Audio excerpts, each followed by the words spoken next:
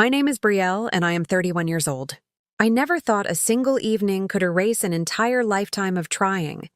But that's exactly what happened on the night of my parents' wedding anniversary, the night they humiliated me so completely that I would later whisper to myself, "My parents humiliated me at their wedding anniversary, so I left forever."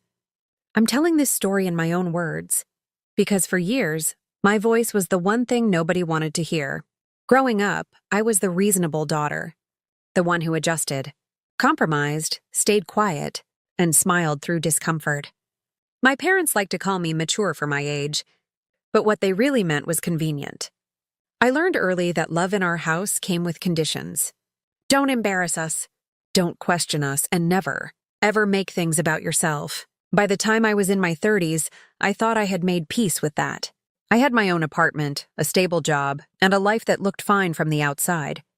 I didn't need their approval anymore, or at least that's what I told myself.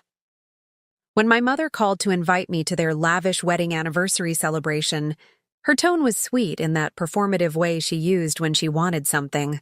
She said it was a family night, that everyone important would be there, that it would mean a lot to them if I came. I hesitated, because deep down I always felt like an accessory at family events, not a person. Still, I said yes. Part of me hoped, foolishly, that this time would be different. The venue was elegant, almost intimidating. Soft lights, white linens, expensive flowers, and guests dressed like they belonged on magazine covers. My parents moved through the room like royalty, soaking up compliments about their long marriage and perfect family. When they saw me, my mother smiled tightly, scanning my dress before hugging me. My father gave me a quick nod, already distracted by someone more important. I told myself not to overthink it. I took my seat, smiled at relatives I barely knew, and waited for dinner, convinced that if I stayed small, nothing could go wrong. But humiliation doesn't always arrive loudly. Sometimes it creeps in disguised as a joke. When the speeches began, my father took the microphone first. He spoke about loyalty, sacrifice, and how difficult it had been to raise children, who didn't always turn out the way you expect. The room laughed politely. My stomach tightened. Then my mother followed, her voice warm and practiced. She talked about pride, about children who made them look good, about success and respect. And then, without saying my name, she looked straight at me and said, "Some people only take from their parents and give nothing back." I felt every eye in the room slide toward me. My face burned. I wanted the floor to open and swallow me whole.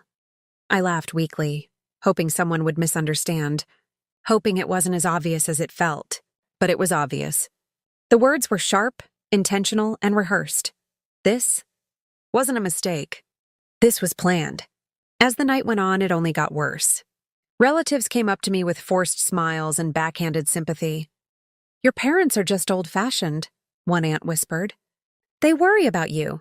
Another guest joked that I should finally do something impressive, so my parents could brag about me.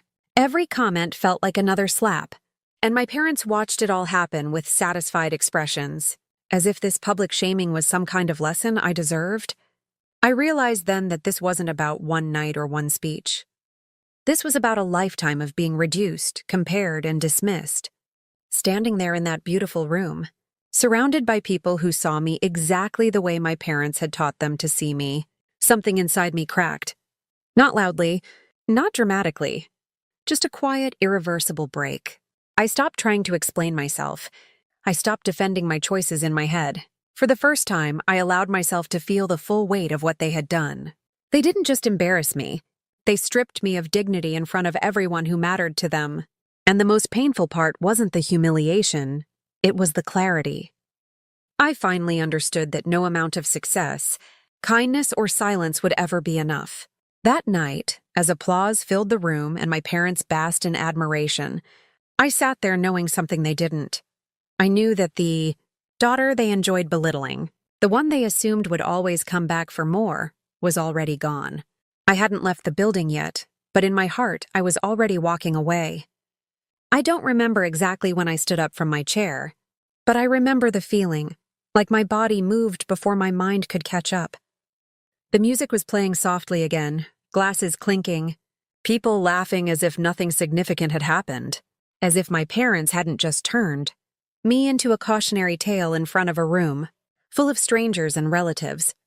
I walked toward the balcony doors, needing air, needing space, needing something to remind me that I still existed beyond their version of me. Outside, the night was cool and quiet, a sharp contrast to the polished cruelty inside. I leaned against the railing, hands shaking, replaying every word in my head. My parents humiliated me at their wedding anniversary, so I left forever. The sentence formed clearly for the first time, not as a dramatic thought, but as a simple fact. A few minutes later, my mother followed me out. She didn't ask if I was okay. She never did. She sighed, annoyed, and told me not to be so sensitive on a night that was supposed to be about them. She said people were talking and that I was making things awkward by disappearing. I looked at her, really looked at her, and realized how small I still became around her without meaning to. I told her quietly that her words had hurt me. She laughed, a short, dismissive laugh, and said humiliation builds character. That was when I knew there would never be an apology, never accountability, never even understanding. My father joined us, his face stern, embarrassed, not by what they had said, but by the possibility that I might cause a scene. He reminded me of everything they had done for me, of the money they'd spent, the sacrifices they'd made, as if love were a debt I could never fully repay. He told me I should be grateful they even mentioned me in their speeches. Grateful. The word echoed in my head, while something inside me went quiet. I didn't cry. I didn't raise my voice. I simply listened, nodding, as years of guilt were laid out like evidence in a trial, where I'd already been convicted. When I went back inside, dinner was being served. My parents sat at the head table, glowing with attention. I took my seat again, my hands steady now, my heart strangely calm. I watched them interact with guests, generous and charming, the perfect couple everyone admired. No one would ever believe what they were capable of behind closed doors or even in public, when disguised as humor. That's when it hit me. They didn't just humiliate me by accident. They needed to. It reinforced their story, their control, their sense of superiority. As dessert was announced, my mother stood up again, tapping her glass. She made another comment, this time clearer, sharper, about how some children never truly grow up and how parents sometimes have to accept disappointment. The room laughed again, louder this time. I didn't. I felt something lift off my chest, like a weight I'd been carrying since childhood. I wasn't embarrassed anymore. I was done. I left before the cake was cut. I didn't say goodbye. I didn't explain myself. I walked out past the guests, past the flowers, past the photos that would later be posted online to show what a perfect night it was. Outside, I sat in my car and stared at my reflection in the rearview mirror. I looked older than I had that morning, but also clearer, sharper, more awake. For the first time, I asked myself a question I'd never allowed before. What if I don't go back? That night I didn't answer their calls. I didn't respond to the texts accusing me of being dramatic, ungrateful, cruel. I went home, packed a bag, not because I was leaving my apartment, but because I knew I was leaving something much bigger. Memories surfaced as I folded clothes. Birthdays where my achievements were minimized. Holidays where my opinions were mocked. Conversations where I was talked over until I stopped trying to speak at all. None of it had seemed big enough on its own. Together, it was suffocating. In the days that followed, my parents told the family I was unstable, that I'd overreacted, that I was punishing them for no reason. Some relatives believed them. Some didn't bother asking me. And that hurt, but not enough to make me turn back. For the first time, I chose silence not as submission, but as protection. I blocked their numbers. I ignored the emails. I let myself grieve, not just the relationship I wished I had with them, but the version of myself that kept hoping they would change. People like to say you should never walk away from family. What they don't say is how slowly family can erase you if you stay. As the weeks passed, I felt lighter, even as loneliness crept in. The humiliation from that night no longer replayed as shame. It replayed as proof. Proof that leaving wasn't cruel. Staying was. And even though I hadn't said the words out loud yet, I knew the truth deep in my bones. I wasn't taking a break. I wasn't cooling off. I was leaving forever. The silence that followed my disappearance from their lives was louder than any argument we'd ever had. At first, I woke up every morning expecting to feel regret, guilt, or fear, but what I felt instead was space. Empty, unfamiliar space where anxiety used to live. Without constant criticism buzzing in my ears, I started to hear my own thoughts clearly for the first time.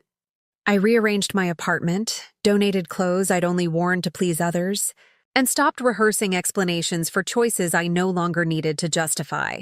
The memory of that night still surfaced sometimes, sharp and vivid. The laughter, the speeches, the way my parents looked so proud as I shrank. My parents humiliated me at their wedding anniversary, so I left forever.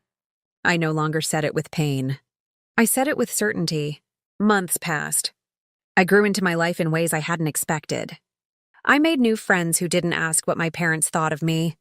I started saying no without apologizing. I learned that peace isn't loud or dramatic. It's quiet mornings.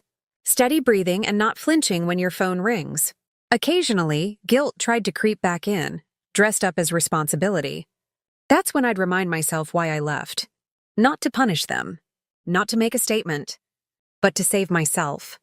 My parents did reach out eventually, not with apologies, but with confusion and anger.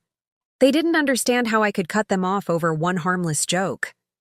They rewrote the story the way they always had, casting themselves as victims and me as ungrateful. Reading their messages felt like looking at an old photograph. Familiar, but no longer mine. I realized something important then. Closure doesn't always come from conversation. Sometimes it comes from acceptance. Accepting that some people will never see you clearly because it would require them to admit who they've been. The hardest part wasn't losing them. It was mourning the parents I kept hoping they'd become. Once I let that go, everything changed. I stopped measuring my worth by their disappointment. I stopped explaining my absence to people who were determined not to understand. I chose myself again and again, until it stopped feeling selfish and started feeling necessary. 1 year later, on the anniversary of their anniversary, I took myself out to dinner. No speeches, no audience, just me, a quiet table, and a deep sense of pride. I raised my glass, not to revenge, not to bitterness, but to freedom. I had survived public humiliation, lifelong minimization, and the fear of walking away from the only family I'd ever known. And I discovered that leaving forever wasn't an act of anger. It was an act of self-respect. If you're listening to my story and you've ever been made to feel small by the people who were supposed to protect you, I want you to know this. You're not weak for wanting distance, and you're not cruel for choosing peace. Sometimes the bravest thing you can do is leave the table where you're only served shame. And if stories like mine help you feel seen, understood, or less alone, make sure you subscribe to the channel. Your support helps more real voices be heard, more powerful stories be told, and more people realize that walking away can sometimes be the beginning of everything.